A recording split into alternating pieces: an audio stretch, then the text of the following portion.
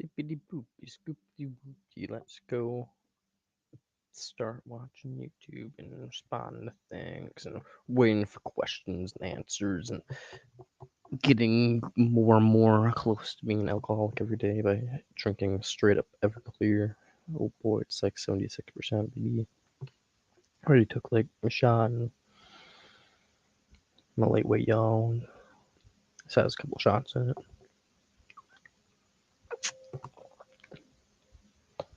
Praise be. Woo! Yeah.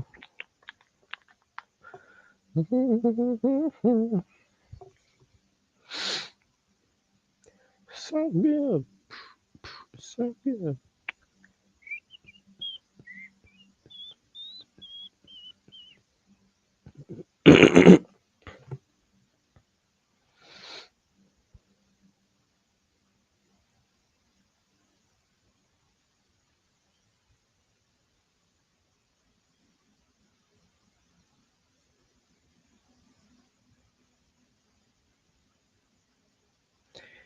Yo.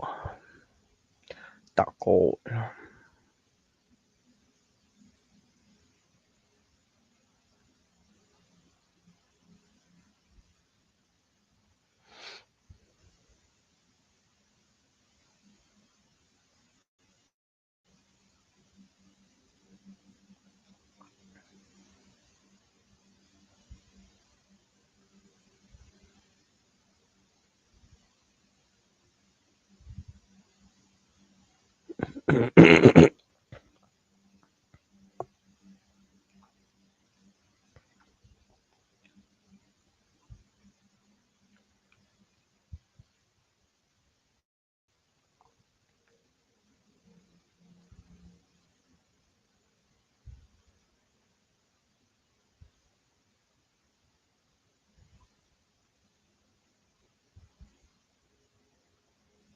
Hmm.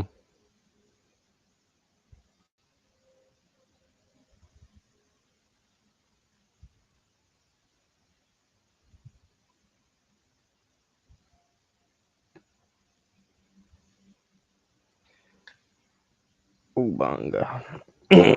Anyways, there's nothing of interest in the median area of YouTube, and I've already looked into my subscription thing, so I'm like, I'm just gonna wait for some comments for a little bit, and if nothing happens, I'll go back into YouTube.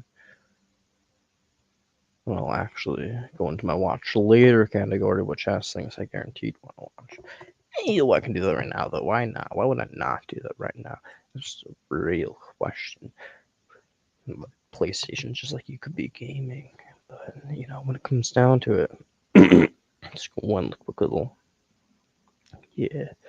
quick little, nothing worth it. Watched later. Let's find a video worthy of watching now.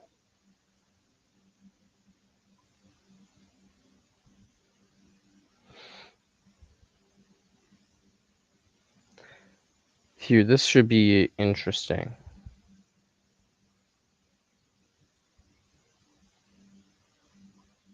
That's just 5 years ago, though. Who cares about what happened 5 years ago? So many different arguments now and then. Hmm.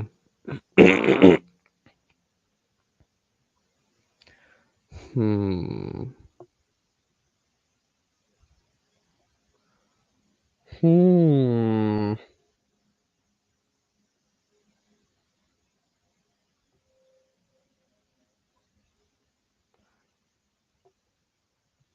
Someday I'll watch it. I don't know what the fuck I have this in here for some reason.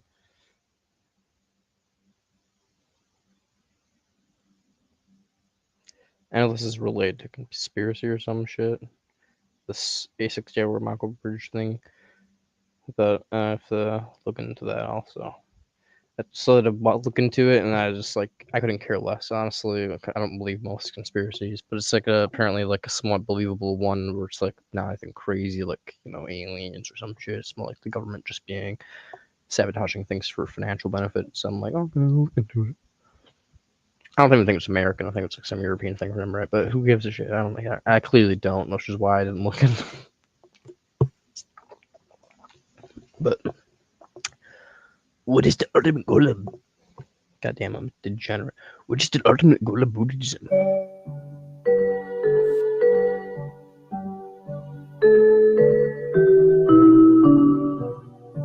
Tranquil. Those fish. Not very Buddhistic. I mean, I mean, I guess they're kind of deontological, maybe.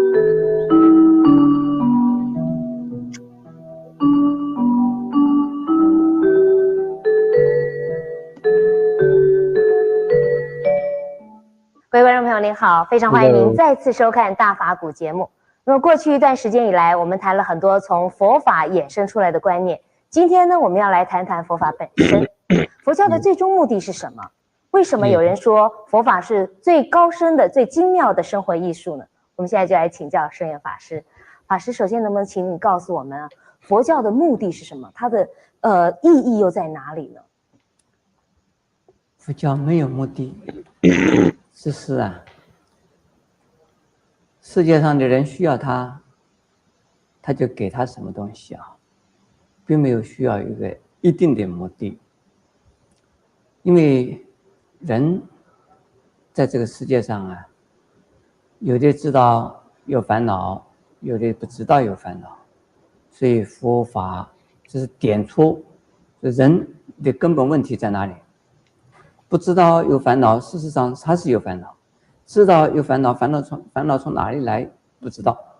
所以是呢，点出这样的一个问题来，指出烦恼的根本，以及如何解除烦恼，那就是佛法的目的吧。还有佛法的意义是什么呢？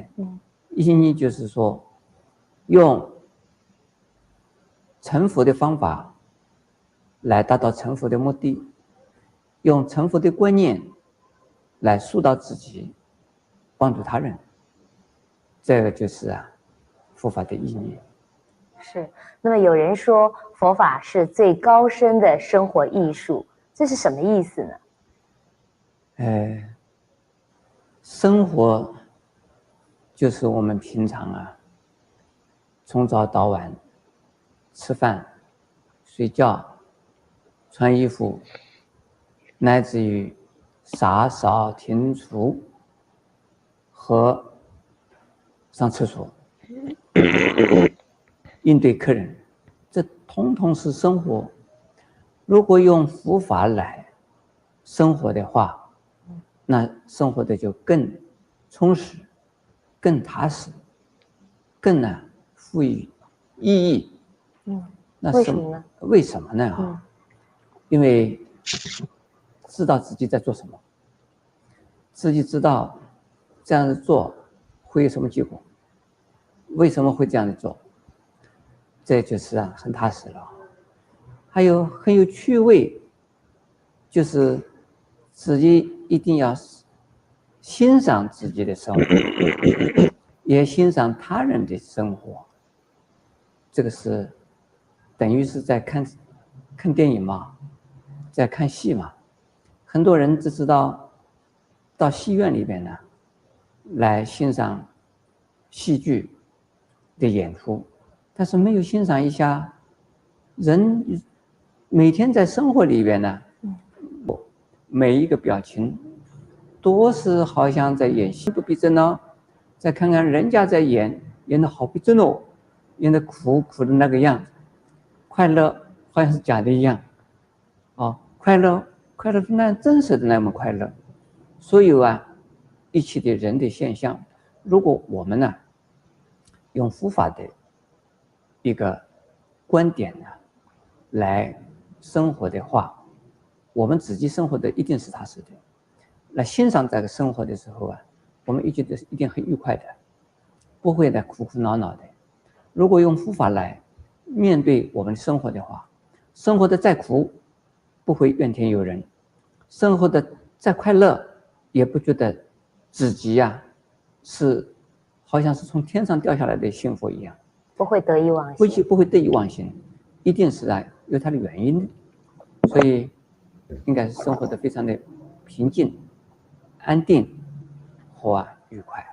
那么换一句话说，佛法也是可以而且应该在生活里面去实践的。当然了，如果佛法跟生活脱节，那是给谁说啊？人就不需要佛法了。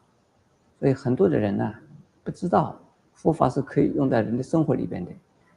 但是中国的佛教啊，在近几百年来已经不知道佛法是可以用在人的生活里边的，都以为佛法这是念经嘛，念给谁听呢？念给鬼听嘛，来超度鬼嘛，或者是念给神听嘛，念给菩萨听嘛，这是一个笑话的事。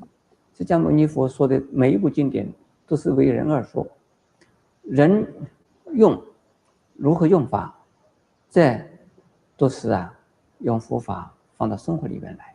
是，那么这就衍生另外一个问题，就是很多人他不知道经典的意思，可是呢，他就是盲目的这个念经，盲目的拜佛，那这样子也算修行吗？是不是也会有功德呢？当然有功德喽。比如说念阿弥陀佛，阿弥陀佛什么意思啊？很多人根本不知道的，这是念阿弥陀佛嘛。所以是诵经呢，不一定是要懂得它的道理。诵经的目的是在练我们的心，懂得的部分是照我们的镜，就是照我们的像镜子一样的，看看我自己是不是能够做到这个样子，是不是我将来也应该做到这个样子。懂得的部分，不懂的部分没有关系。不懂的部分呢，能够听到声音，这个本身是叫做修定的。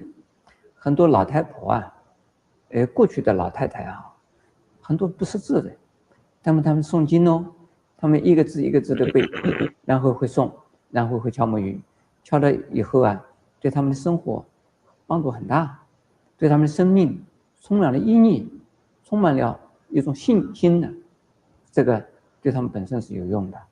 有用从哪里来？一个是信仰的，一个呢，的确是从他们的这个性格上也有改变的，还有呢，能够安定他们的一种浮躁的情绪。如果念经的人，常常念经的人，情绪是不会波动的。所以念经本身是一种修定的方法，安定的一种作用。那么佛法里面讲说，无常无我，又说苦，还有性空。Having in the, emotional state, I'll just go into a meditative state and just chant, "I am the circle is me," and I just kind of visualize this ring of light just kind of going in a circle, and I just do that over and over. It's a reference to a book called Knife of Never Letting Go, and that's what the main character is told to do for focus for psychic powers, but whatever. Basically, I just do that as a meditation point, and I just imagine a circle of light rotating over and over, and I just do that. And it's kind of like a mantra. It's not spiritual in any way, but it's just a focal point, a form of mantra meditation. 那么有些人就听到这些名词就觉得，哎呦，佛法好消极哦，是这样子吗？绝对是错误的啊！无我啊，正好是解脱，正好是自在，正好是奉献所有的一切，因为不为自私，这是无我啊。空，这个是事实，任何东西都是空的，暂时的有不是永恒的有，叫做空。从有到无，从无到有，有与无这个本身是相对的，加起来叫做空，并不是什么也没有，什么也不要做所以佛教是最积极的，不是消极的。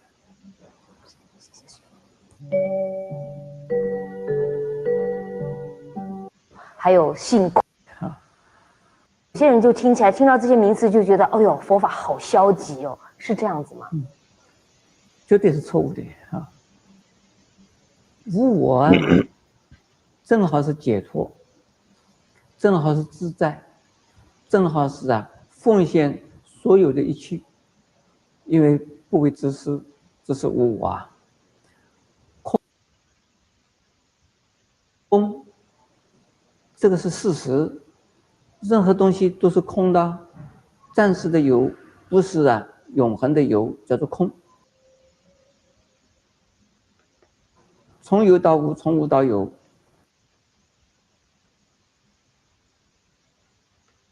有与无啊，这本身是相对的，加起来叫做空，并不是什么也没有，什么也不要做啊。所以佛教是最积极的，不是消极的。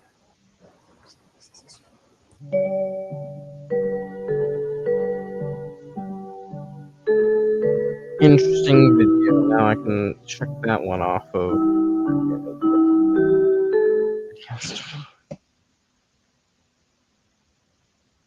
I was gonna immediately go to like some fucking D&D. So this one might not be as grand a creature as Literally goes from like the mastery of the universe to like what you don't know about mimics in D&D.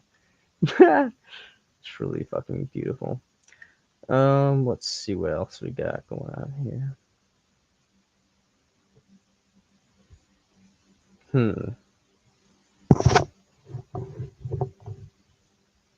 Language.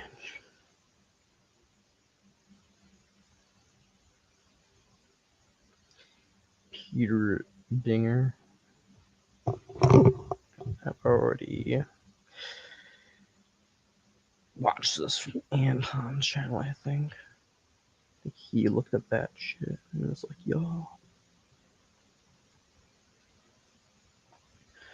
yo, let's stick a ganda.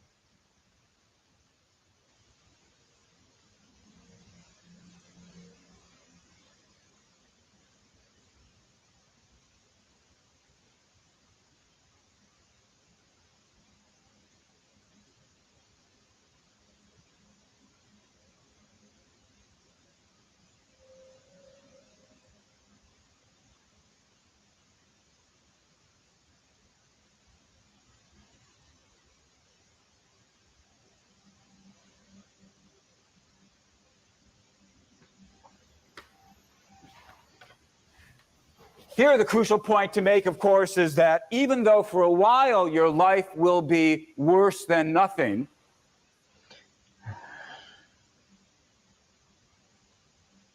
so this one might not be as grand a creature.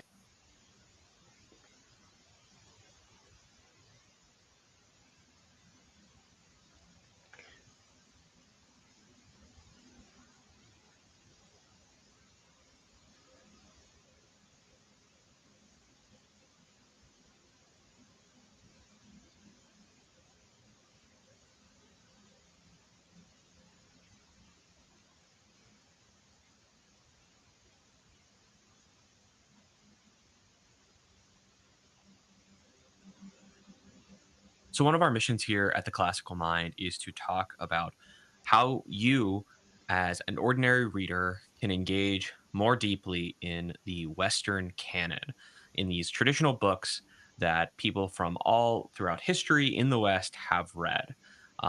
One of the things we can do to make that a little bit easier is to divide things into topics and to say, if you're interested in, say, poetry from a particular time period, then here's where you should look, right?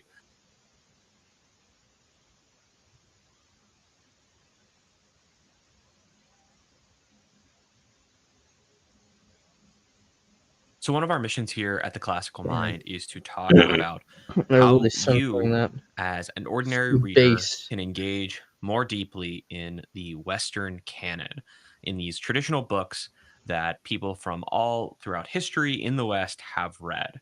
One of the things we can do to make that a little bit easier is to divide things into topics and to say, if you're interested in, say, poetry from a particular time period, then here's where you should look, right? And for the first one of these topics that we want to talk about, actually, it's going to be philosophy. And so I want to give, in this brief little video, some recommendations for people who want to read philosophy for the first time and they want to get started. And because of my training and my education, I'm going to focus on Western philosophy as opposed to, say, philosophy in the Eastern tradition or something like that. The first person I believe you should start with, if you Don't care. I don't even know how I was gonna fucking play this.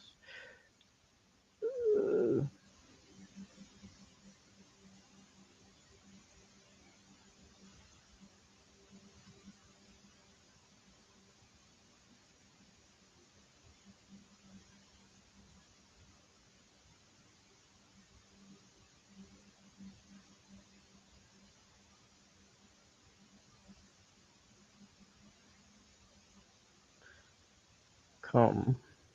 I love you. I love you passionately. That's great. You could care less. You can watch that later. Where the fuck was that video? Let's get to the personality. Seems interesting.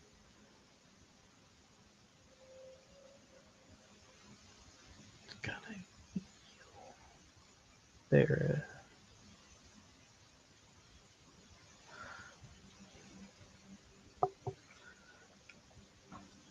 Ew.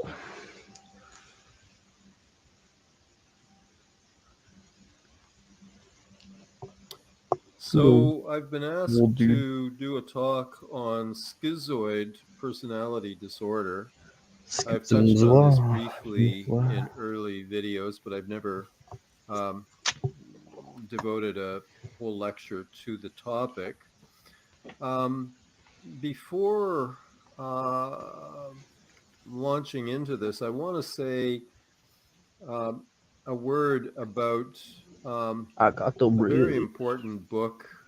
Gosh, it must have been published 25 years ago by Anthony Storr.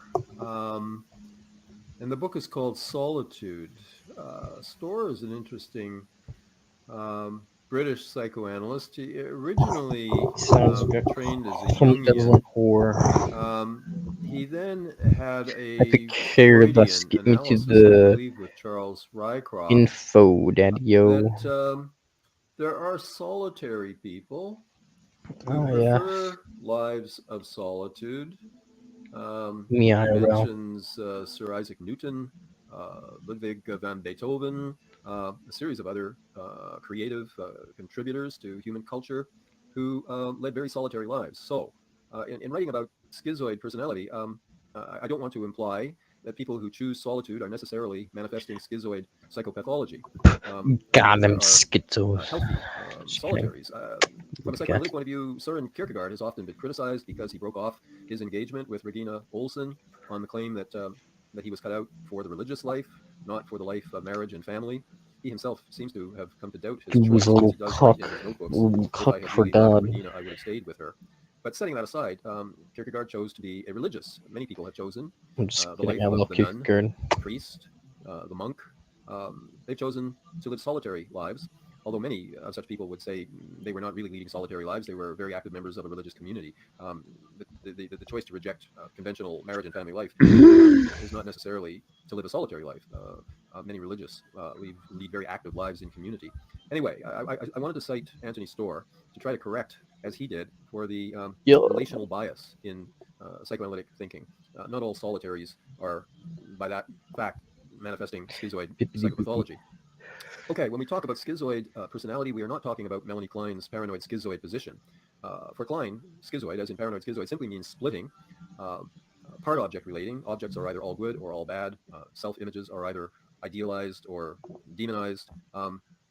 We're not talking about splitting here when we refer to schizoid personality. We're talking about a personality type or a character type, just as we talk about some people as hysteric and others as obsessional and others as narcissistic. So we are talking about some people as schizoid. It's a personality or a character type, and following Otto Kernberg and Nancy McWilliams, who follows Kernberg, we want to diagnose not from the surface, but in terms of the underlying personality organization, so that it is really less interesting to us whether someone is narcissistic, schizoid, or hysteric. Those differences are significant, but what is most significant is whether the schizoid is neurotic or borderline or psychotic. Three very different types of schizoid personality, three different types of obsessional personality, I didn't know that. three different types of narcissism, depending on the I underlying knew there was personality two at least. organization Well, in anyways, which Granite was the invulnerable. character is found, or in which it is placed. So we're interested in the underlying personality organization. Okay, how would we describe the schizoid character? It's described slightly differently from the standpoint of different psychoanalytic paradigms or theoretical perspectives. If we were to look at it from the standpoint of John Bowlby's, Mary Ainsworth's attachment theory, we would describe the schizoid as displaying an avoidant form of attachment, or perhaps even as detached. Avoidant attachment or detached in terms of their attachment style. If we look at it from Karen Horney's perspective, we would say that instead of moving toward others or moving against others, schizoid personalities are moving away from others, away rather than toward or against others. I suppose from a Jungian point of view, we're talking about introverts rather than extroverts. An extreme form of moving away from others would be the hermit. So that would represent one kind of extreme. I remember reading about a case of a very schizoid man who was found living in a cardboard shack in a valley. He had retreated from civilization because he believed that he stank and was unfit for human company. An extreme form of schizoid, probably psychotic organization. Schizoid perhaps all the way to schizophrenia. That would be an extreme. Hey, people suck, bro. If you continuum stink, I say stink around the mill as much as who you are want. quite sane and quite well adapted occupationally. I mean, also, I know some great colognes and deodorant that you could use, and you would smell amazing, homie. They may well have acquaintances Like this and colleagues, vanilla, but probably not many friends, or if they do have scented, friends, Old friendships would be Spice pretty deodorant, superficial. great, and then it And then comes there are down all of the to types that fall in between shoes these two and extremes. slightly floral scented. There is such a thing as a schizoid scented marriage. Two cologne. schizoid characters get together and It's just form a marriage.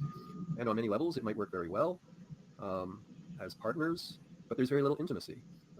There may never have been sex in this marriage, or maybe there was for a time, but it soon ended. They probably sleep in separate bedrooms. They have adapted to one another. They may show up to church together on Sunday, but their relatedness is rather dispassionate and remote and not much intimacy. From the outside, there's the white picket fence. Looks perfectly normal from an outside point of view, but if you look at it more closely, these people get along, but they maintain quite a bit of distance emotionally from one another. So the schizoid marriage. Much psychoanalytic theory finds the origins of schizoid personality in early environmental failure. For Winnicott, its origins would be in not good enough mothering. For Bion, it would find its origins in early failures of containment. For R.D. Laing, the schizoid is a person who experiences what he calls ontological insecurity. These are people who have no secure identity and really can't feel at home in the world. Me IRL. Have a very insecure sense of self. Me IRL. For Heinz Kohut, these are people who have suffered from early self-object failure, failures of empathic and affect attunement. Me IRL. That has left them with a fragmentation-prone self. Very little cohesion of the self has been achieved, and therefore they turn away from others, they turn inward. The self is too insecure to be able to tolerate any real intimacy. Perhaps Andre Green would suggest that Bro, these are don't people come at me like that. in whom the, quotes, dead mother plays a role, not the literally dead, but the emotionally dead mother, resulting in a failure to thrive in the sense of a failure to enliven a sense of self. Jeffrey Seinfeld wrote a book on schizoid personality disorder called The Empty Core, and most of the theories I've just reviewed are all pretty much saying that these are personalities who suffer from an empty core. The core is empty due to failure of early provision by the primary caretakers. The self is left empty because what should have been provided has not been provided. Yo, don't come at my The child bitch ass retreats from parents others. like that. He or she can't depend on others. There has been early failure on the part of the primary other. And so, in the face of this failure of provision at the beginning, the child retreats. The British Kleinian John Steiner wrote a book called Psychic Retreats. And schizoid personalities display such retreats. It's as if they put together something of a false caretaker self, while the vital core of the personality remains underdeveloped. Some of these writers describe the vital core of the self not only as underdeveloped, but as having gone underground to some kind of a bunker or a castle, a cave, a retreat. Harry Guntrip talks about the schizoid personality putting the true self into cold storage in the hopes of one day perhaps being able to revive or resurrect it if the proper conditions could be found. But in the meantime, it's underground, it's in cold storage. Guntrip was an ex-pastor, Christian pastor, and the way he writes about this certainly suggests something like a therapeutic resurrection as Christ raised Lazarus from the dead. One has the impression, reading Guntrip, that the psychotherapist, faced with the schizoid personality, whose true self has gone into a retreat, into cold storage, the therapist is performing something of a Christ-like function in bringing the true self out of cold storage and reviving it or resurrecting it. All of that seems a little omnipotent to me. As we'll see as we go along, I have a different concept of the therapeutic task with schizoid personalities. Hello, In these kinds of theoretical perspectives, welcome therapy to the club. is seen more as provision than analysis. The problem arises from a failure of provision at the beginning, a failure of warmth and enlivening connectedness on the part of the primary caretakers, and so now the therapist has to somehow provide what was missing at the beginning. So these are therapies of provision. Yo, I don't want my therapist, my mommy. Rather than therapies through analysis. That's kind of weird, bro. So this is the provision of empathy. This is the provision of what Heinz Kohut called self-object function. The providing of what Winnicott would call a good enough holding environment. What Dion would call a kind of containment that the mothering one, the primary caretaker, had failed to provide sufficiently at the beginning. In most of the theories of the schizoid personality, and I can't really say whether this is true of Jeffrey Seinfeld. I haven't been able to reread his book, The Empty Core. I'm not sure whether he lines up entirely with this trend of thought that I've been describing. But certainly for most of these perspectives, the schizoid personality is never guilty man.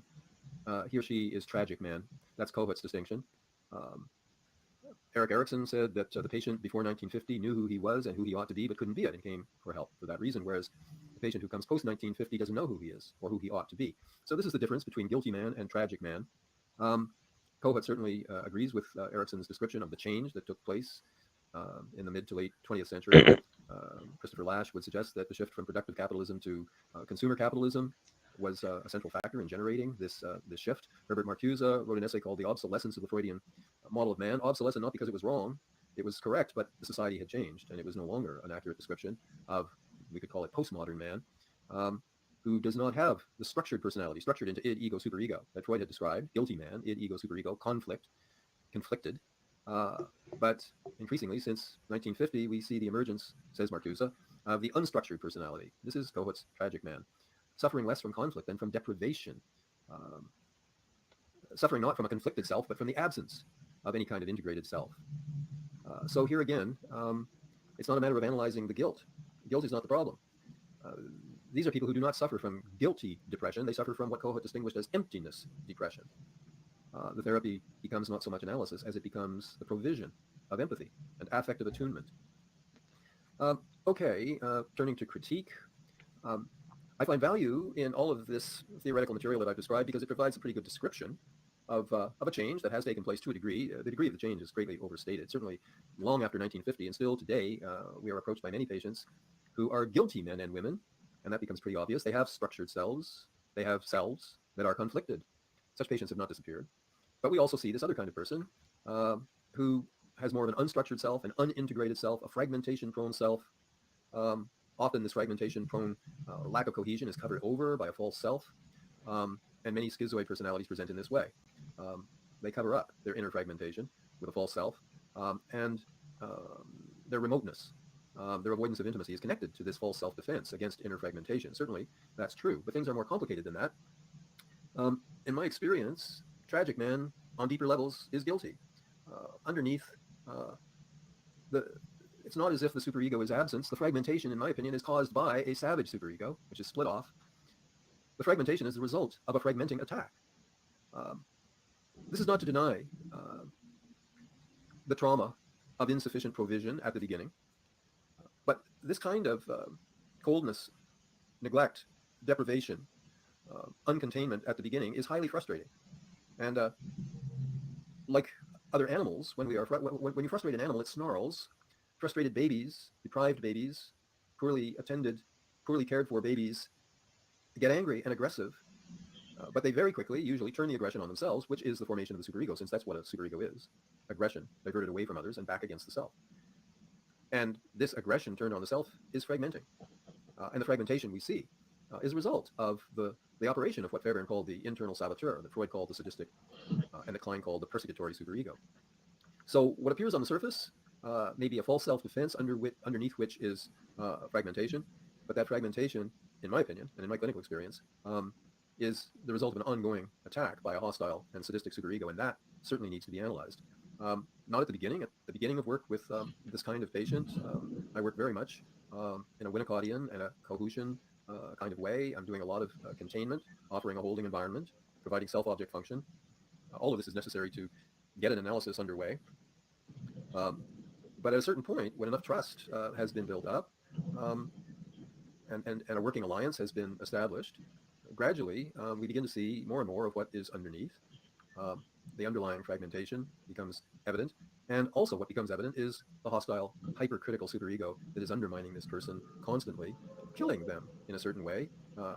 Processes of self-sabotage, processes of self-attack are going on.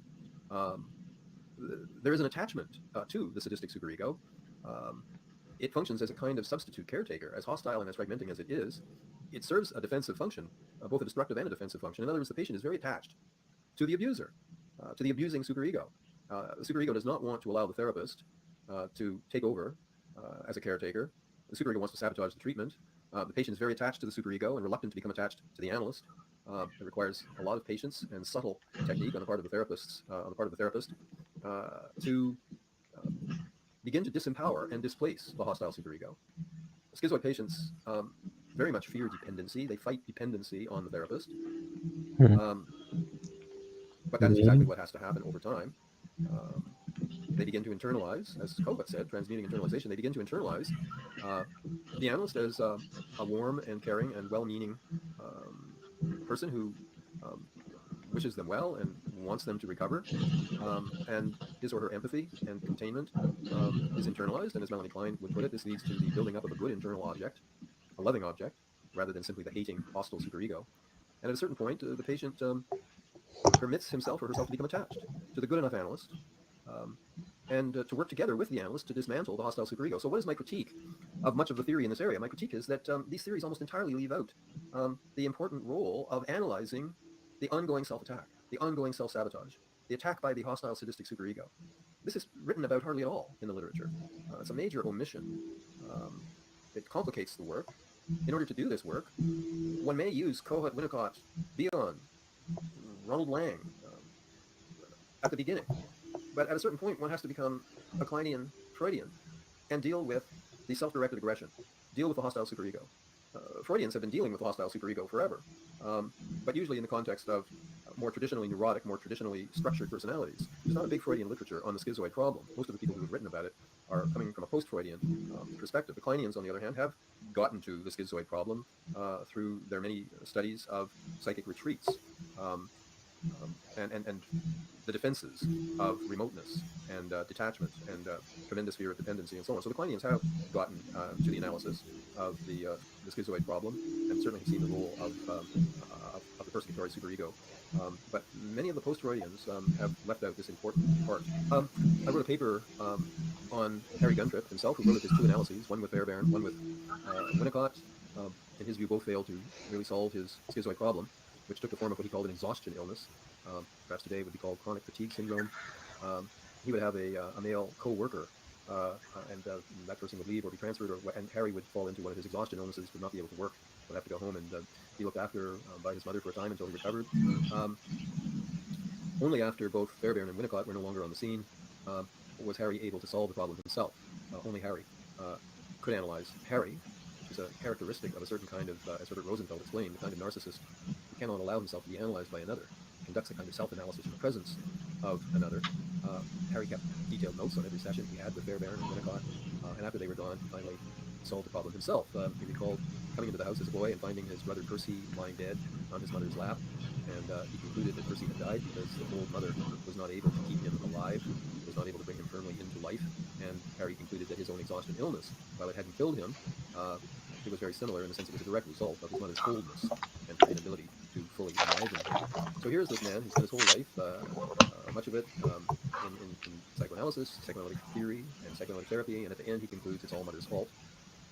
It never seemed to occur to Harry that maybe he had the fantasy that he had killed his brother Percy. When a sibling dies, it's a disaster for the surviving siblings because siblings want to kill each other. They love each other and they want to kill each other. Juliet Mitchell wrote a book called Siblings, in which she says, where there are siblings, murder is in the air. So Percy died. It never crosses Harry's mind that maybe he had the fantasy that he had killed his brother, and maybe that's why he had to be dead emotionally from time to time. His exhaustion illness. His brother was dead. He had to be dead. Live by the sword, die by the sword. Tally on law, eye for an eye. Harry, from time to time, had to be dead, like his brother. Okay, I can't prove that this diagnosis of Harry Guntrip is correct. I just think it's a highly plausible understanding of his case. The significant thing is that it never seems to have occurred to him, and that I think is a symptom of this kind of deprivation model thinking that I've reviewed. This is not in any way to deny the deprivation. It is only to insist that where there is deprivation, there is frustration.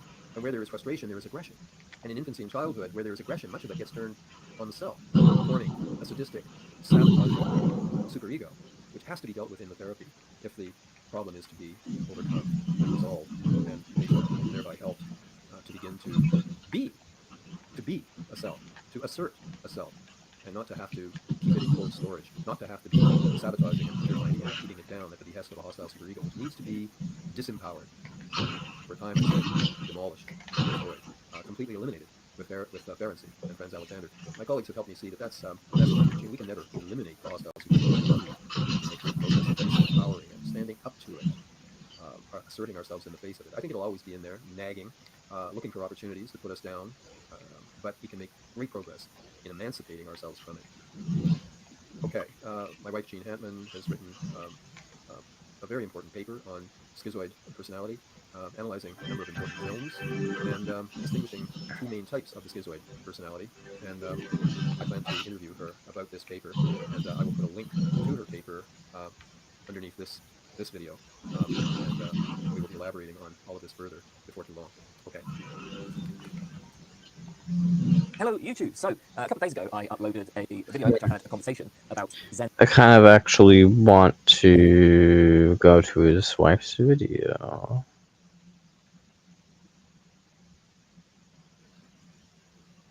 So I've been asked to do a talk on schizoid personality disorder. I've touched on this briefly in early videos, but I've never devoted a whole lecture to the topic. Before launching into this, I want to say a word about a very important book. Gosh, it must have been published 20, 25 years ago by Anthony Storr. And the book is called Solitude.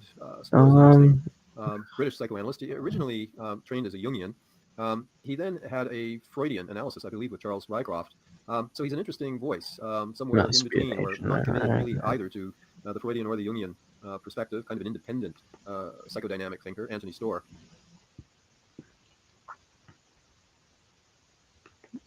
Fuck it, whatever. Let's just click this.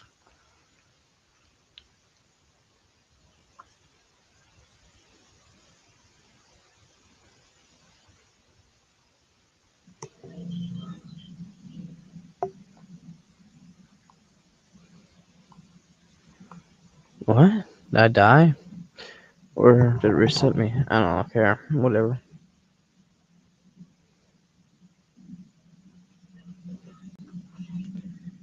G. Wilkers. That's not cool.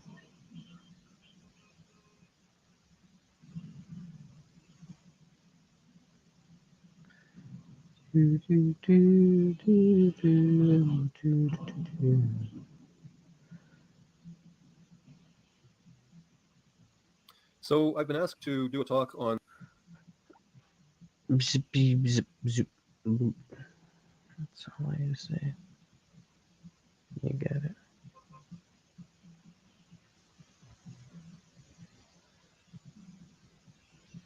So I've been. Yeah, let's go and watch Further Thoughts and Zen Buddhism. Fuck it. Hello, YouTube. So, a couple of days ago, I uploaded a video in which I had a conversation. Actually, about I Zen hate skepticism. Zen It's a very interesting Buddhism. conversation. You should go and check it out. Maybe he'll at least shit if on you're it, interested though. in that topic. But I wanted to revisit it Maybe he'll because, vibe with me. well, I had some further thoughts. You know, in the course of that conversation, I changed my mind about something, and I think I was too quick to do that. So Yeah. I'm just going to, explain what my position was, explain why I changed my mind, and then I'm going to say why I might have made an error in conceding so quickly. So yeah, the topic is skepticism, and I should first of all clarify that when I say skepticism, what I have in mind here is radical skepticism, where this involves total suspension of judgment. So we're not talking about, for instance, skepticism of the external world, where we might say believe various propositions about one's own mind, or believe certain epistemological principles, but just be skeptical that there's actually a world out there. We're not talking about specifically inductive skepticism, etc. Right? The skepticism that we have in mind here is total suspension of judgment. And the position that I had held was, this seems to me to be psychologically impossible. I don't think, or rather, to clarify, it seems to me to be psychologically impossible for anybody to actually endorse this, for anybody to actually suspend judgment about everything. So yeah, I mean, why did I think this? Well, when I think about what a belief is, right? What is belief? What I have in mind is that it simply amounts to accepting that a proposition is true, or we don't even necessarily have to frame it in terms of propositions. We could just say, accepting some sort of representation of the way the world is. So, for an example, I guess, of suspension of judgment, take the topic: did the universe pop into existence, or has it existed forever? So, on this question, I have absolutely no idea. I couldn't even make a guess. I mean, if I had to make a guess, it would literally just be, it would just be a guess. Like there is just, I don't have even an intuition one way or the other. There's just nothing that moves me to one position or the other on that question, right? So on that question, I think that I'm in a state of genuine suspension of judgment. I'm not accepting either of these. I'm not even inclined towards either of these options. And so yeah, that's suspension of judgment. And the issue that I had with this, with the idea that one can, so yeah, the idea that one can suspend judgment just about everything is, well, okay then, like, why do you, why are you doing the things that you do? So, if I'm at the top of a, 50-story building, why do I take the stairs rather than jump out the window? Well, it's because I'm not just suspending judgment about the fact that jumping out the window will kill me. I mean, look, it may not be the case that I'm, I don't have to be certain that jumping out the window will kill me. I don't even have to be particularly confident that jumping out the window will kill me. But yeah, I mean, if you really just have no idea, right? Like, let's say you're at the top of the building and you have just no idea whether or not jumping out the window will kill you, then it seems like that would be a better option than taking the stairs. I mean, it would be faster. Except, of course, you can't even say that, because if you're suspending judgment, then you're going to have. If you're suspending judgment on everything, you'd have no idea whether going out the window would be faster. But you see the point. This is a sort of classic objection that lots of people have made, and I'm aware that there's a long history of responses to it, but I've never found them particularly convincing.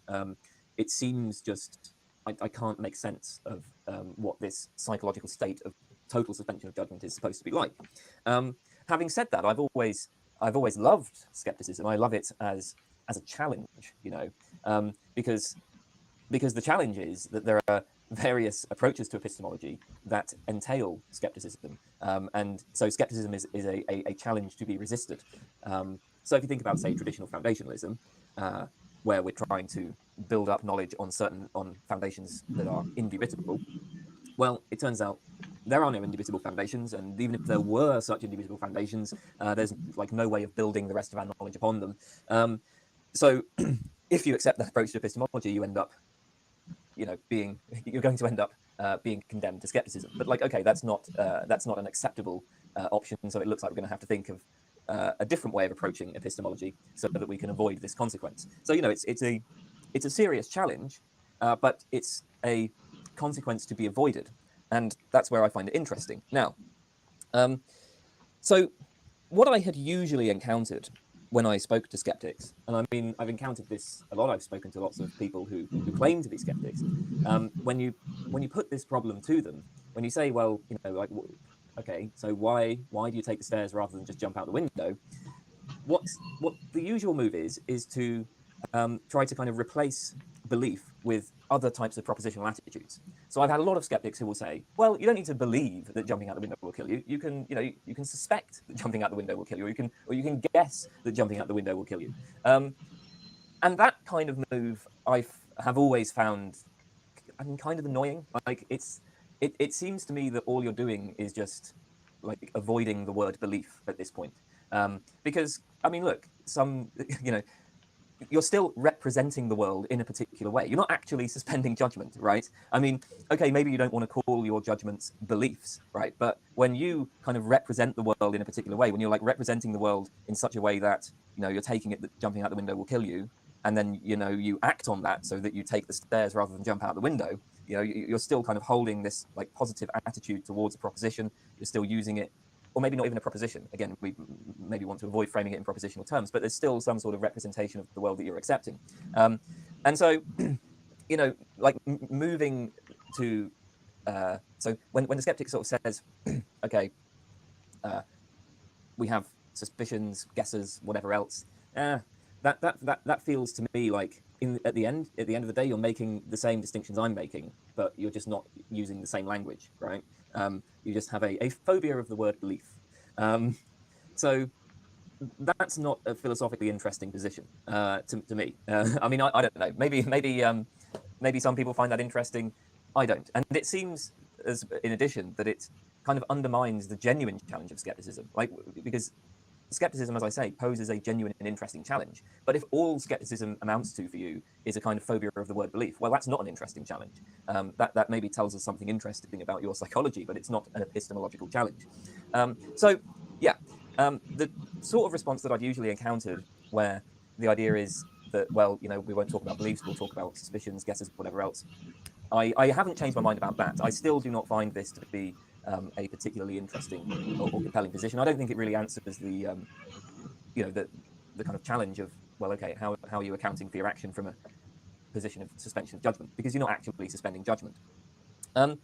So I feel like I'm just kind of really rambling here. I'm so terrible at talking off the top of my head. Does this even make any sense? Because I actually don't I can't put my thoughts into words. It's really annoying. I'm really trying, and I'm just terrible at this.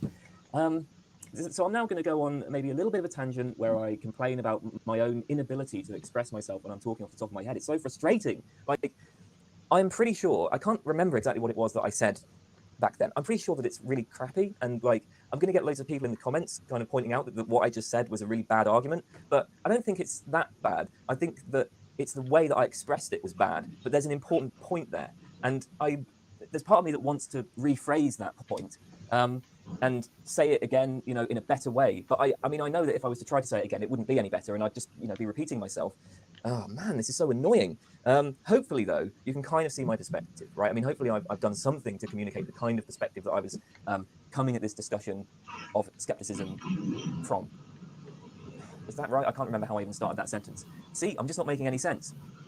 But, I've said something, and now I'm going to move on to the next thing. So that's the background here, okay? And then I had this conversation about Zen and skepticism. Now, the interesting thing about Zen skepticism, and this is why I said, well, maybe I've changed my mind. Because remember, so the original claim is, well, this doesn't seem to be psychologically possible. And the issue, the problem with respect to psychological possibility is, like beliefs govern action, right? So if you're just suspending judgment about everything, then how are you making sense of performing any actions? Okay, so that's the problem, right? So then we have this conversation about Zen and skepticism. What's interesting about the Zen skeptic is that the issue is it's no longer framed in terms of propositions, right? One of the things that we talked about when we had this conversation was washing dishes, right? And so I kind of again said, all right, but like why are you washing dishes, right? I mean, if you're suspending judgment about everything, then there's going to be just like you're going to have no reason for thinking that when you pick up a dish that you'll actually be able to pick it up, or that it will just shatter, or that it will explode and destroy the earth. Like if you're really suspending judgment on anything, then you just have no idea, right? There's going to be no basis on which you can act. But the Zen skeptic just doesn't conceive of anything in terms of washing dishes. And the Zen skeptic, right, doesn't make this move where they're like, oh well, I can suspect that picking up the dish will be perfectly safe, right? Or I can guess that picking up the dish will be perfectly safe. There is no dish, right? There's nothing that is conceived of as a dish, nor is there any kind of action of picking up the dish, nor is there even a self that is distinct from other things.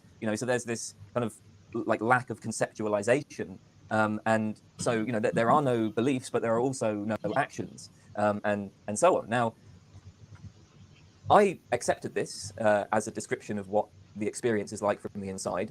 And the reason why I accepted that is because, at the end of the day, I do put some weight on other people's testimony. If I think that somebody is expressing what they take to be the case, and they seem to be, reliable and honest and so on, then, I will trust that, at least as a description of their own experience, right? I mean, it's not, how can I? I can't see things from other people's points of view. So, I just accept that. And in that case, given the way the experience was described to me, and given that it came from somebody who seemed to be honest and straightforward and so on, I just have to accept that, okay, yeah, total suspension of judgment is indeed possible. But I'm not sure that this is really, I'm not sure that this is actually a challenge to my position, because, of course, I've kind of made this point that, well, all right, how do you, how do I, maybe I should put it in third person terms. It's like, all right, how am I supposed to make sense of, your activity of washing dishes if I'm not to attribute any kind of judgment to you, right? But then what the Zen skeptic is saying is, they're not framing anything in terms of washing dishes, right? And again, it's not that they have suspicions or guesses that certain things will happen, right? They're not performing actions. In fact, I guess they're not really even having experience in anything like the way I would conceive of experience. Even to talk of experience versus things that are not experienced, I guess presupposes distinctions that do not exist in the mystical state. So yeah, I don't know if this is really a counterexample to the thesis, right? Because the claim is, right, how do I make sense of you washing dishes, right, without attributing certain judgments to you? And their point is that, well, that whole framework needs to go. So it's not like we have a case where somebody is washing dishes, but they are doing it having total suspension of judgment.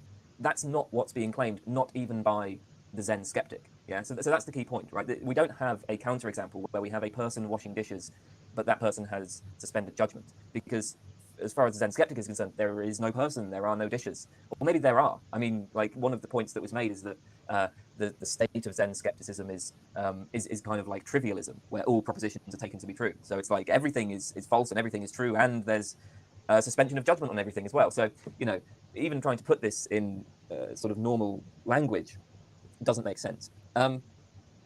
So that's why I now feel like I was maybe too quick to concede the point, because even if I recognize, so I can recognize that maybe there is this whole other way of conceiving things, or it's not even a matter of conceiving things. I can't even put it into words.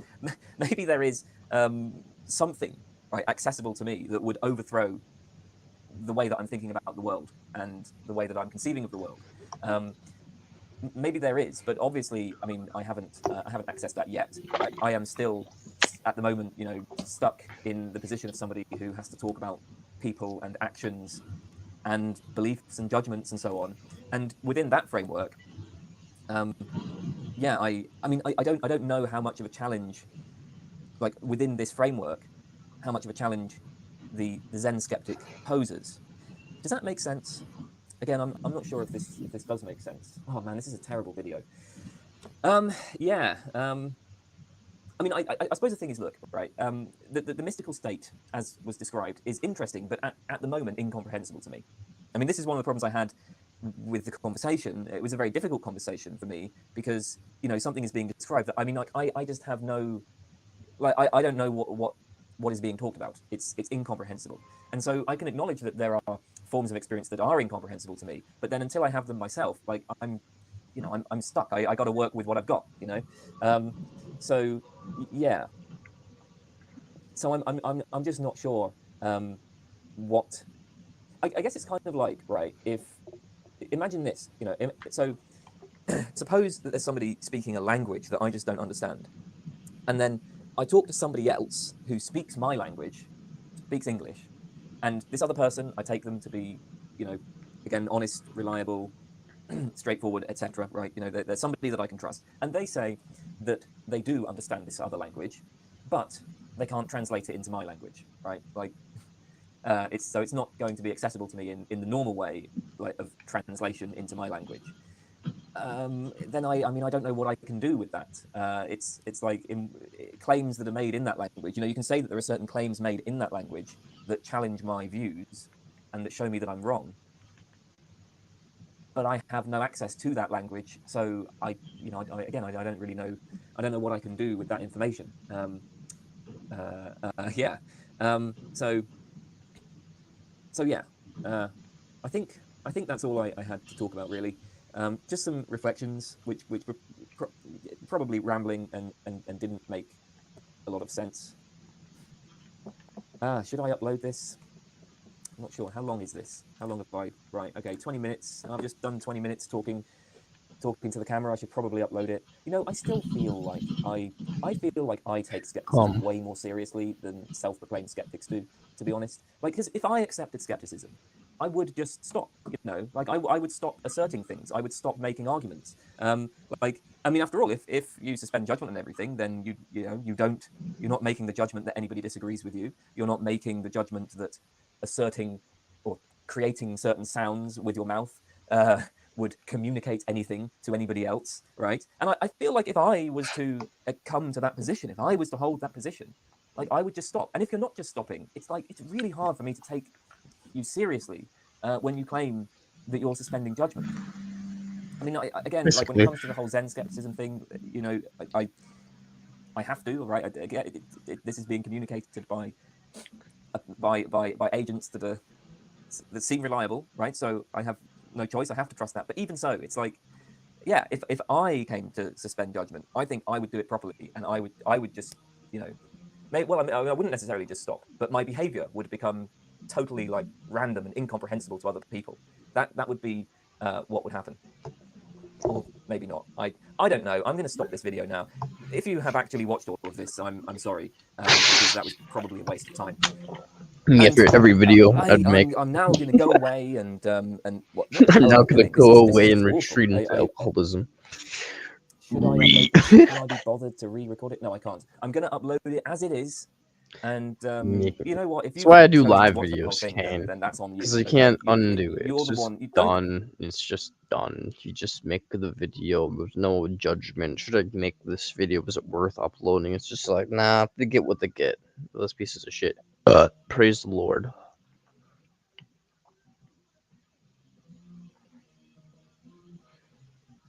I kind of want to make noodles, and I also want to make popcorn. There's like nothing saying I shouldn't do both, but it like also seems time consuming. But who cares?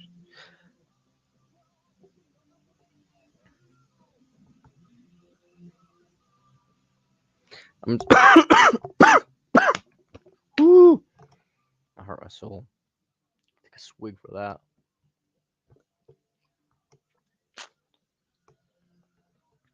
See more alcohol. I'm gonna take a swig of that. Facts. When it comes down to it, I'm gonna make some noodles. Usually it was 2 packets. I feel like in the mood for 3. I'm hungry, lad. I was like, Give me some calories.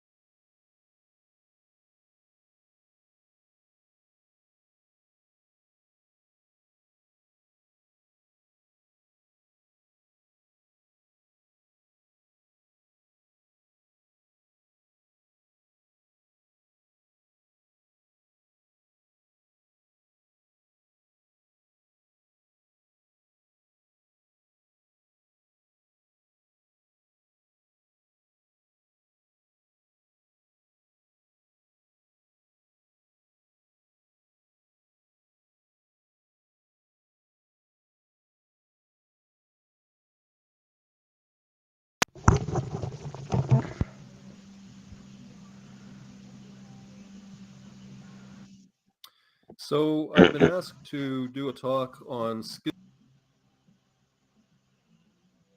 3 years ago. Part 1.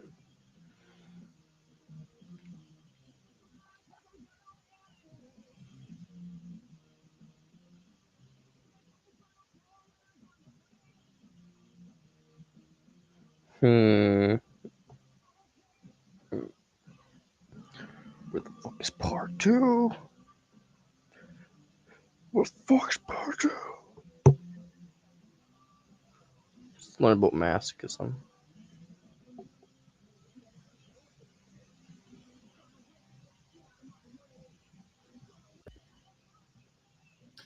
So for some time, I think, like many people, including psychoanalysts, I've been a little confused about the concept of masochism. In the popular culture, masochism often seems to mean taking pleasure in pain or seeking pleasure through pain. That is not really what Freud ever really meant by masochism. Instead of desiring pain, Freud thought of the masochist as needing punishment, not because punishment is pleasurable, but because it is felt to be deserved. That is, the person unconsciously feels guilty. And for Freud, unconscious guilt is pretty much the same thing as the need for punishment. Freud calls this moral masochism to distinguish it from sexual masochism.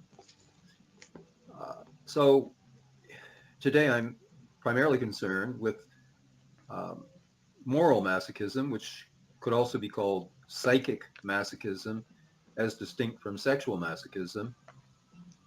I agree with Berliner, who has written a wonderful article back in 1955 called An Object Relations View of Masochism. I think it's the best essay on the field in the psychoanalytic literature. Complex discussion, but very eye-opening. And in Berliner's view, sexual masochism is a superstructure that is built on top of psychic masochism or moral masochism or characterological masochism. Berliner is also primarily concerned with moral masochism rather than sexual masochism. So Freud had conceived moral masochism essentially as the turning of aggression against the self. The child is terrified to simply vent its aggression outwards towards the frustrating or authoritarian or abusive parents, because that would simply make them angrier and would cause them to withdraw love even further. So anger is not vented outwardly, it is redirected and turned back against the self. And so now we have a person who is beating himself instead of the others who have frustrated him or deprived him. And this aggression turned on the self is taken over by the superego. That, in fact, according to Freud, is what the superego is. It is aggression redirected back against the self. So the superego is a critical, attacking, beating agency. We see this very clearly in depression. And the superego is equally active in masochism. In fact, Berliner sees the distinction really between masochism and depression as rather artificial. He argues that a masochist is a person who has a depressive character and who, like the depressive, inflicts pain and tolerates pain, rejection, punishment because he or she feels he or she deserves punishment. So depression and masochism, very closely related phenomena. Berliner traces masochism, moral masochism, psychic masochism, back to early trauma. primarily pre-Oedipal oral phase. The child is seeking love and is not receiving it. The primary caretaker need not be overtly sadistic, but there is usually some at least hidden sadism. The parent, if not explicitly cruel, is subtly depriving, frustrating, non-responsive. The child is seeking love. The child is finding non-love. And essentially, the child becomes addicted to the quest to get blood from a stone. And the child becomes confused. Instead of getting love, he's getting rejection. He's getting criticism. And he comes to confuse rejection and criticism as love.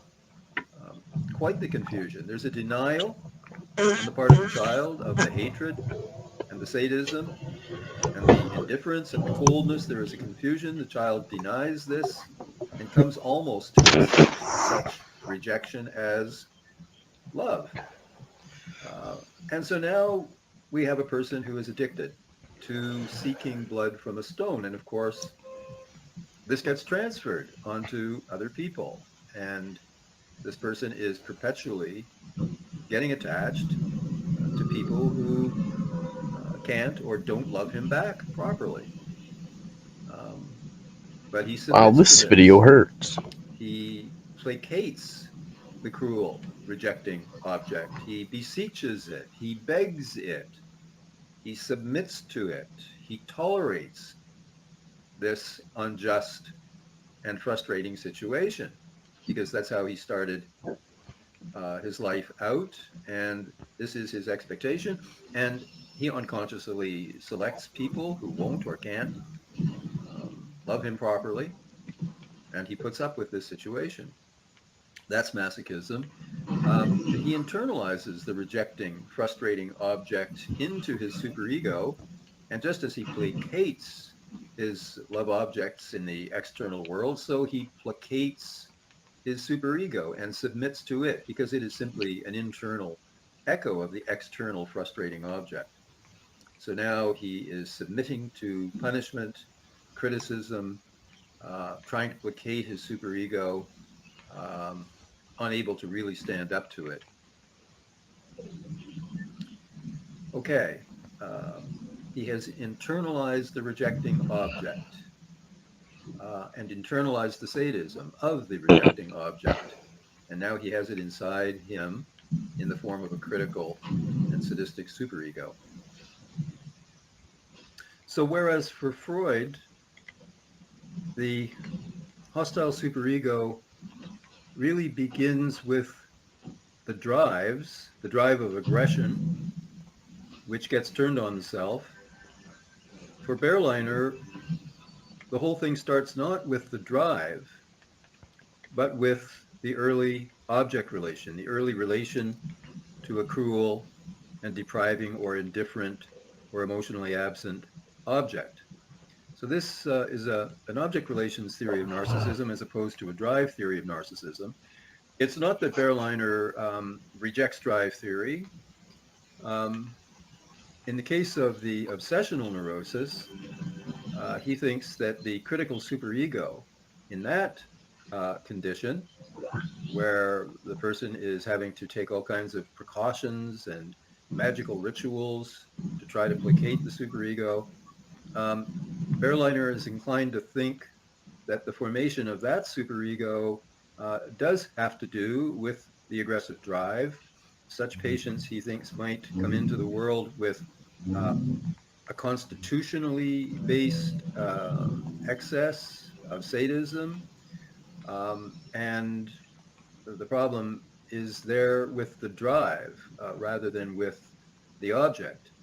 So the excessive sadism gets turned on the self, and now you have the cruel superego, and now you have a need for punishment, and now you're having to placate the superego all of the time. We see this in obsessional neurosis, This is pretty base I for wonder me. about Berliner's analysis here. I wonder if the sadism one finds in the superego is really coming from the drive, or whether it may, in fact, as in masochism, represent the internalization of the sadism of the early objects. Berliner is open to the idea that it comes from the drive. I wonder, even in the case of obsessional neurosis, if it really is the drive alone, or also the internalized sadistic objects that are at work. I don't know, but that's the distinction. Okay, Berliner is really excellent in turning to the other side of the masochist's character, the masochist's own aggression. He often provokes rejection. He's angry about being frustrated and deprived and rejected. And so, on the one hand, he may be questing for love and placating the object in trying to get its love. On an unconscious level, he's pretty angry. He may be provocative in subtle ways. I think Berliner refers to this as the troublemaker. The masochist is both a victim and also a troublemaker. Often it's easier to see the victim side of the picture because he was rejected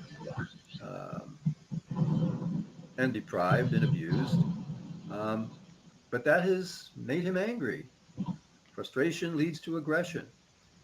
His aggression is deeply repressed. This is the hardest part of the analysis of a masochistic character, says Berliner. I mean, to the extent that the analyst is in tune with the patient's victimization, the patient feels understood and sympathized with.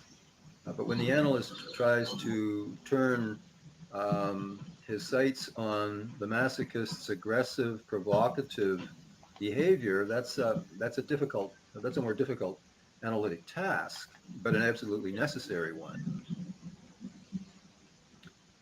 The key mechanism there is Anna Freud's identification with the aggressor. The masochist is the victim of a cold and rejecting and cruel person, and he has identified with that, has taken that into his own superego, and suffers from it there. But he also identifies with this aggressor, and he plays it out towards others, and he becomes cold and rejecting and sadistic and cruel in subtle ways that are not so easy to see, but that in the analysis are essential to see. At one point in his paper, Berliner says the masochist clings to a good breast that does not exist while turning away from a good breast that might exist. So here he's drawing attention to the psychology of I would never want to belong to a club that would have me as a member. He's addicted to the stone that doesn't yield blood, but when someone warm and loving comes around, he will avoid and evade that person. Of course, in doing that, he's identified with the original rejecting object. Okay. In Freud's monumental 1917 paper, Mourning and Melancholia, Freud explains that the reason the depressive character can't mourn, and whose mourning breaks down into melancholia or depression, is because he has too much hatred towards the lost object to be able to let it go. So instead of letting it go, he introjects it into himself, and he is now attacking the object inside himself, but he has become identified with that bad object. And so in attacking the introjected object, he is attacking himself. The reproaches he brings against himself don't really fit him. They fit the object, the bad object that he has introjected. Okay. In what ways was the object bad? Probably it was felt to be rejecting, attacking, abusing, abandoning. So here again, we have the same kind of bad object experience as in the case of masochism. The masochist goes on addictively seeking the love of the bad object. The depressive introjects the bad object and attacks it inside. I mean, the masochist also introjects the bad object and seeks to placate it. The depressive is attacking it, but he's become identified with it, and so he ends up attacking himself. So these processes are closely related. In the obsessional neurosis, according to Berliner, we have a different setup. The whole thing is grounded not in traumatic experience, in object relations. It really begins in an excessively intense sadistic drive that gets turned on the self. I'm not so convinced that this is the case because the obsessional ends up attacking himself. He ends up placating the critical superego. I mean, Berliner goes out of his way in this paper to say he's a drive theorist and has not abandoned drive theory as, say, Karen Horney and the members of her culturistic school have abandoned drive theory. He's anxious to preserve himself and be seen to be a drive theorist, and I wonder if that's part of his motive for separating out the obsessional neurosis from the object relational analysis that he applies to masochism and to depression. I think much of his argument could be extended to the obsessional as well as the depressive and the masochistic characters. He makes the point that the technique needed for the treatment of the masochistic character is not the austere, silent, remote analyst, by no means. The analyst should be friendly, warm, non-rejecting. The patient should have a chance to encounter an object that is not cold, sadistic, and rejecting. But at the same time, this is not just reparative reparenting. Berliner distinguishes himself from the Chicago School of Psychoanalysis and Franz Alexander's ideas of corrective emotional experience. The analyst is not playing a role, he's simply being a relatively friendly analyst. He makes it clear that the cure comes not through the friendliness, but through the analysis, especially the analysis of the ways in which the masochist has become identified with the aggressor and is cold, cruel, abusive, indifferent to other people because he's identified with the object that was that way towards him. So a warm, friendly atmosphere in the analysis, but the analytic work involves, at least the second phase of the analytic work, involves analyzing the degree to which the patient is not merely a victim, but also a troublemaker. He certainly makes trouble for himself and often enough makes trouble for other people as well. In a different tradition of object relations theory, that following from the work of the Scottish psychoanalyst W.R.D. Fairbairn, the same dynamic is seen. Early in his work, Fairbairn worked in a family clinic and he saw children who had been removed from terribly abusive homes and placed in clean and nice foster homes with friendly foster parents, and the kids are just weeping and begging to go back home where they will be abused and neglected again. This is Addiction to the Bad Object, a classic paper written by a follower of Fairbairn, has the title The Allure of the Bad Object. So this is all about addiction to rejection. This is masochism, and the Fairbairnians have insight into this, and they have insight into what they call the internal saboteur, which is just another term for the sadistic critical superego. I'm thinking of a case in which Berliner's attempt to distinguish between the obsessional neurosis and masochism seems problematic.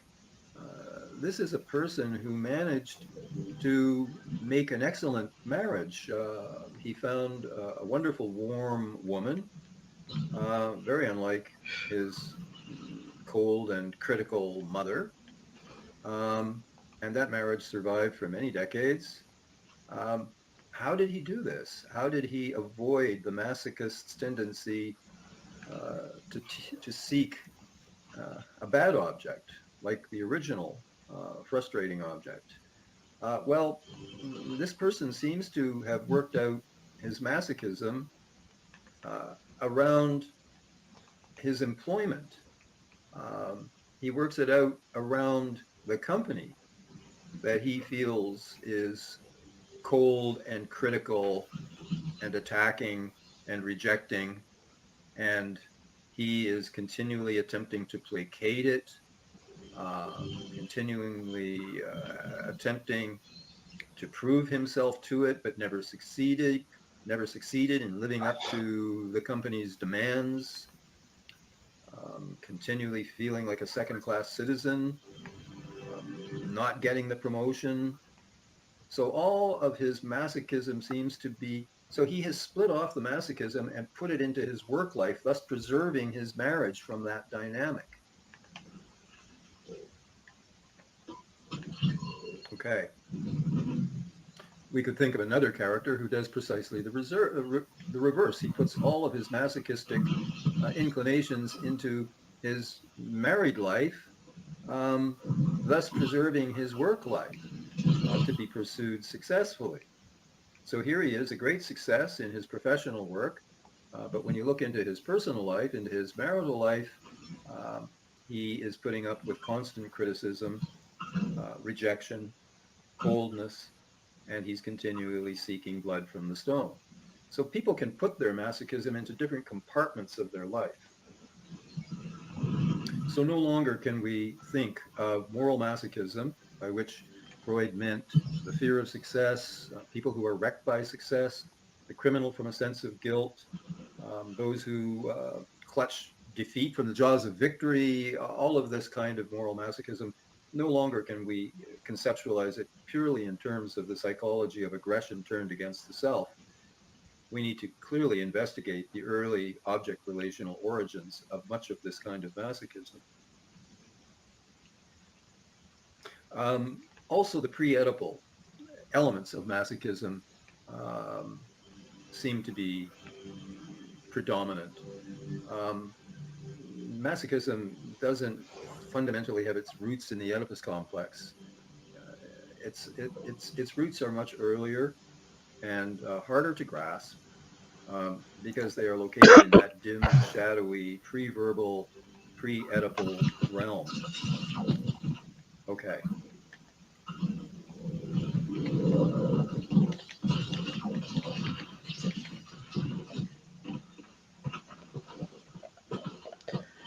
Calm.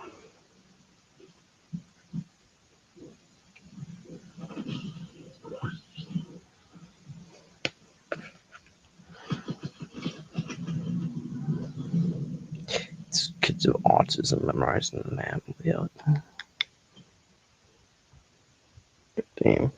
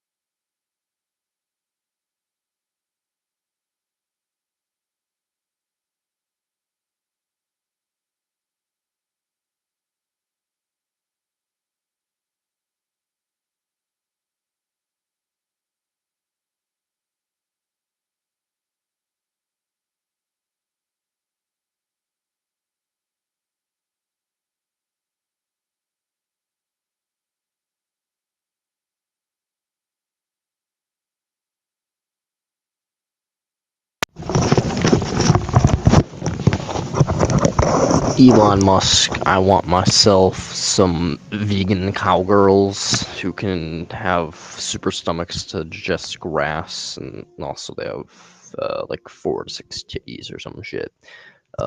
Elon, get on this, please, brother. Brother in Christ, you know it's what humanity needs. We need the multi-titted vegan cowgirls, and also cow guys or whatever, because vegans or whatever, you know, irrelevant. And we want make sure they have small dicks so that I can. Just kidding. Christ, but the power invested in Elon by that dude he like completely like ripped off. We need ourselves some kawaii cowgirl. Oh whoa. But not like cowgirls and like yeehaw, but as I'm like oh whoa raw XD. If you know what I mean.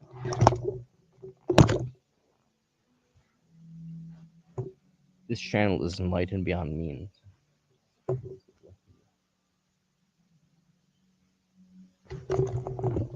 Judy Hopps, why? Just kidding. No one's gonna get 2 hours and 12 minutes into this like, ever. That's why I'm just saying this.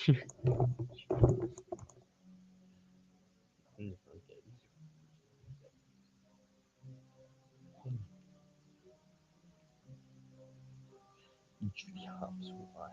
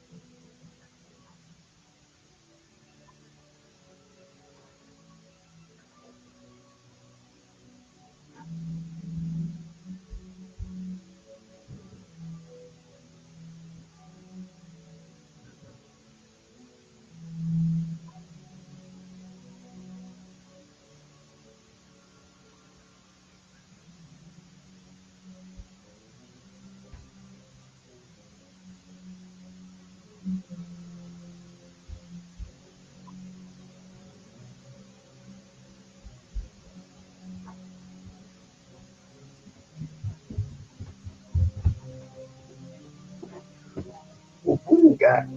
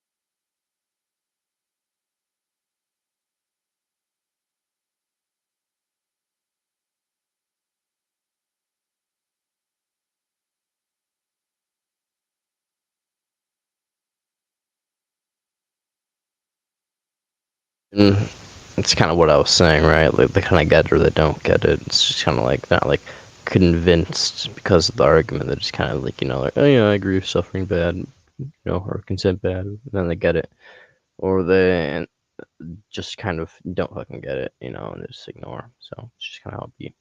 It's nothing. Everything's pointless.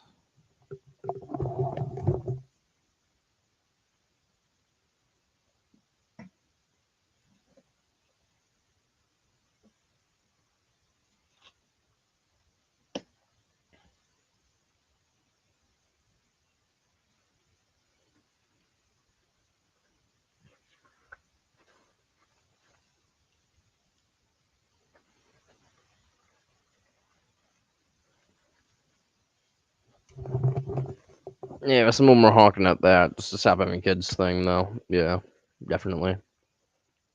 Because some of them are just anti-child free or whatever. Or just like don't want to be told to have kids by parents and shit. But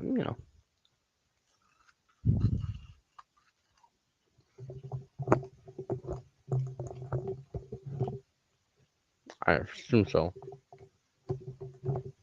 Not all of them. I went to the farmer's market though. I saw a bunch of people that had children that agreed with my message that it was wrong to have kids.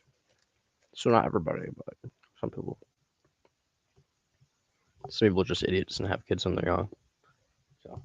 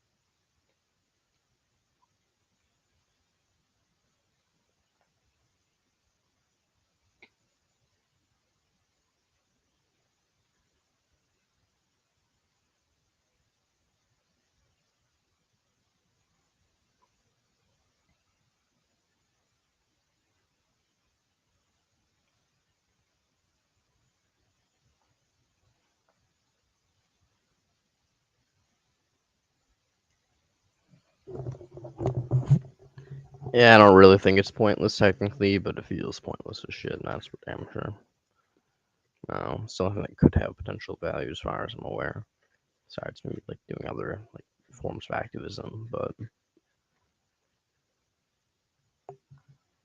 like trying to now plan some other way, but who knows? And the kind of seems like, I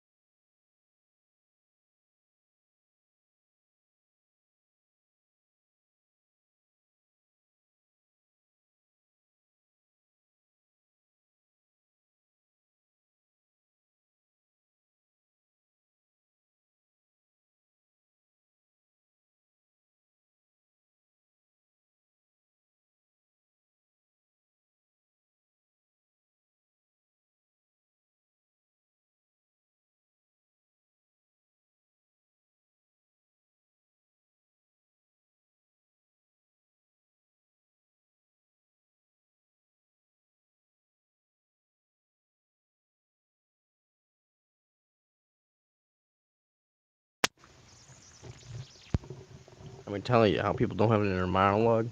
There's this theory called psychedelic map theory. Look into it, and it'll probably explains like the origin of inner monologue pretty well. And I think it's probably the reason we have inner monologues. No, but who knows? Really, who knows? Either way, it's a useful tool, and some like 50-70% of people just don't have it. So big ripperoni.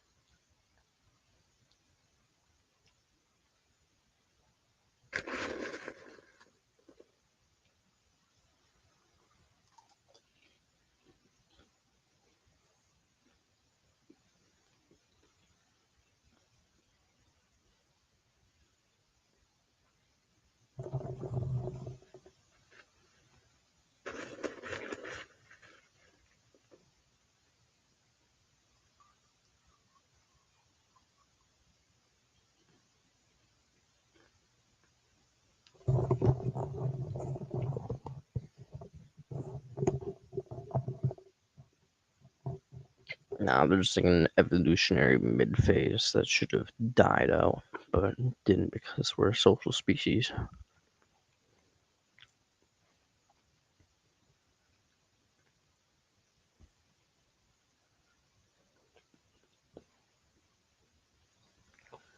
But crazy, yes, they're basically like a hybrid between animals and people, in terms of, I mean, we're animals, yes, but like they're a hybrid between like animals and like humanity. Like they just lack the humanity part. They don't have the ability to like fully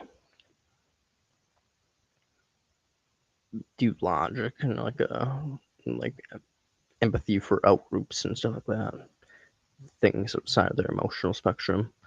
So just do be, you know, they're like literally like practically psychopaths without being psychopaths, you know. Like psychopaths that everybody except like their emotions lie to. Truly beautiful thing. Love nature.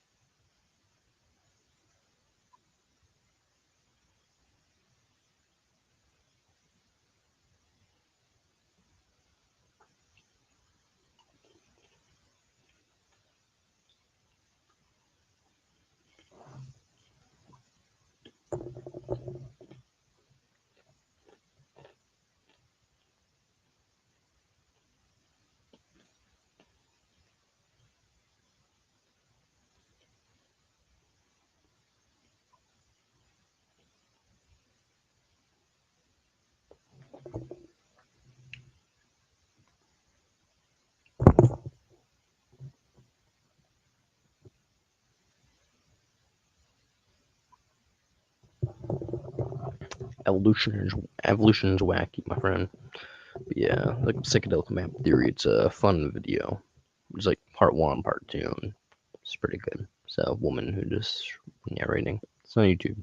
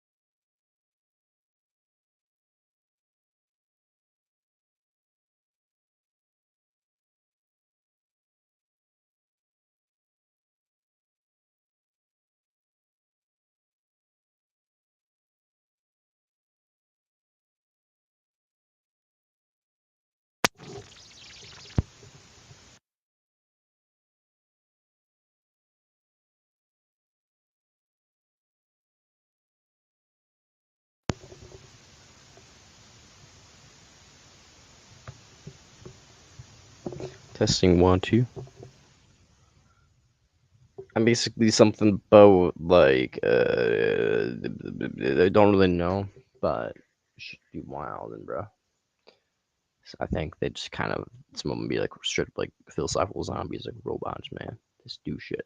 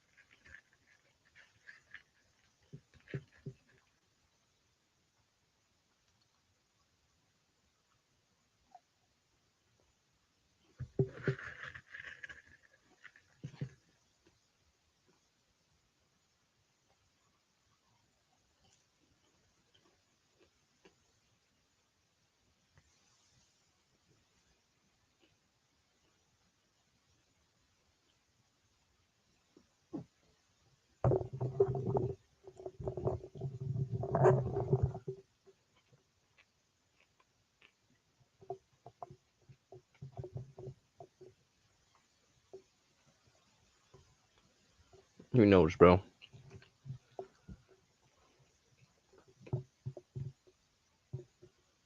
They have no like. They're not aware of their thoughts, but they might have. They have like no. It's kind of like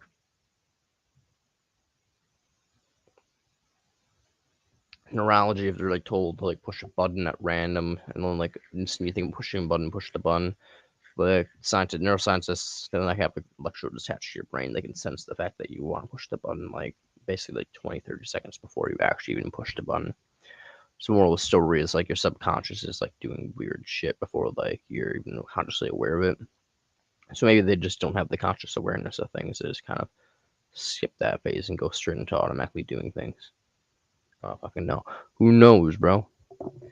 But either way, they don't have an inner monologue. They don't have a inner dialogue that happens and it's like streamlined in their brain. They just kind of, and some of them don't have images in their like in the brain either. They just don't have anything. They just no images, no words. They just beep boop. They just do things for no reason.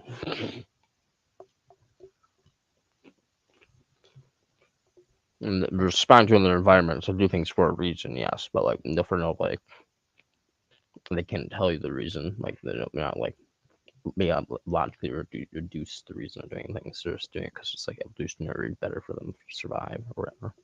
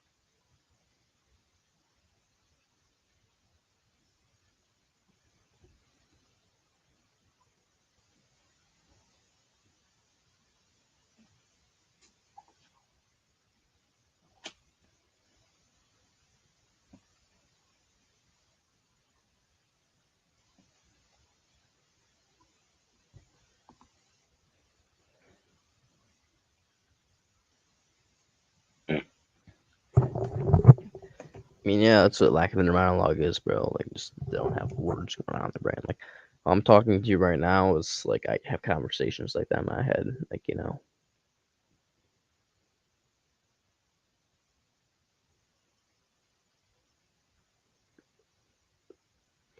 Nah, bro.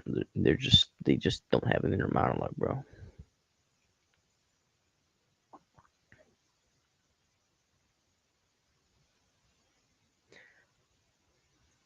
Some people are just genetically different.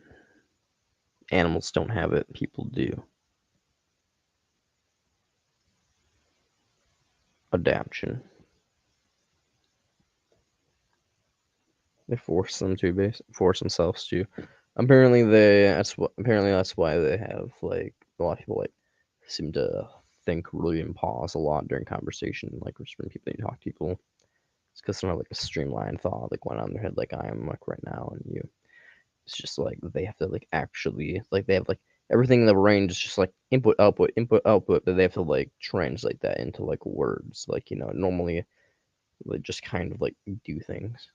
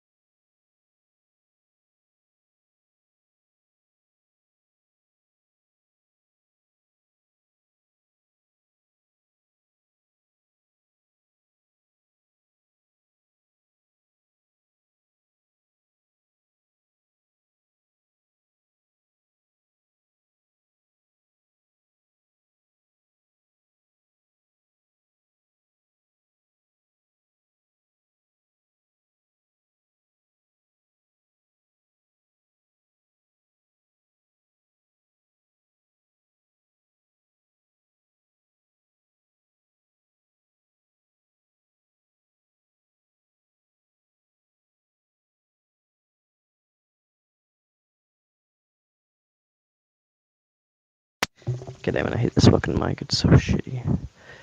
Testing 1, 2. Yeah, basically, blah, blah,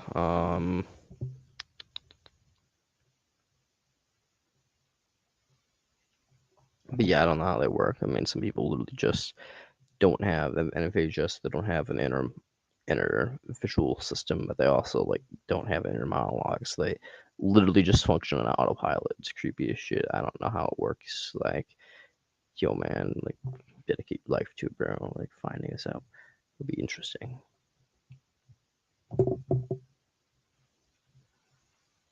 But, like, straight up. Here.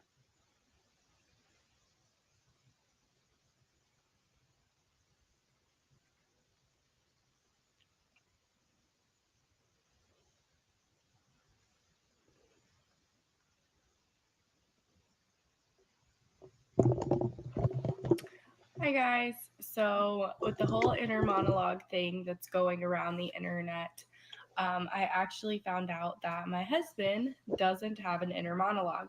So I went to Facebook and some of my friends had some questions, so we decided to do a Q&A video. So the first question is, how do you think? More so information just pops up at the right before I start speaking. So it's just kind of there. Yep. Or like when you're doing something, it just pops up. Mm-hmm. Okay. Do you plan ahead of time or do you just go with the flow? I just go with the flow. You make the plans.